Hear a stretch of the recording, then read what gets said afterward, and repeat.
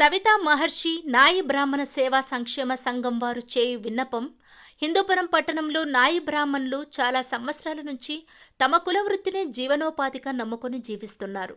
కానీ ఈ మధ్య కాలంలో ఖరీదైన కార్పొరేట్ సెలూన్ సంస్థలు ఏర్పాటు చేసి నాయి బ్రాహ్మణుల పొట్ట కొడుతున్నారు. కార్పొరేట్ సంస్థలను ఏర్పాటు చేయకుండా అడ్డుకోవాల్సిన అవసరం ఉంది. కావున పట్టణంలోని నాయి బ్రాహ్మణ సోదరులు తమ సెలూన్ షాపులను స్వచ్ఛందంగా బంద్ చేసి సీతారామాంజనేయ స్వామి దేవాలయం నుంచి ర్యాలీలో పాల్గొనవలసిందిగా కోరుతున్నారు.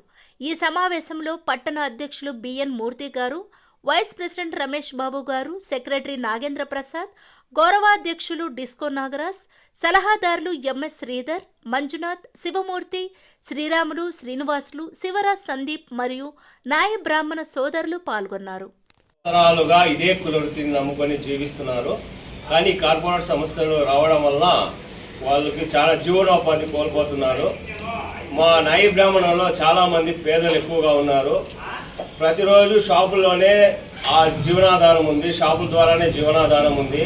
కానీ ఈ కార్పొరేట్ సంస్థలు రావడం వల్ల మొత్తం కస్టమర్లు అంతా ఆ షాపుల వైపు చూడటం వల్ల మా నాయి బ్రాహ్మణులకి చాలా తీరని అన్యాయం జరుగుతోంది. కావున ఈ కార్పొరేట్ సంస్థలు రాకుండా దీన్ని అరికట్టాలని చెప్పేసి మేము కోరుకుంటున్నాం.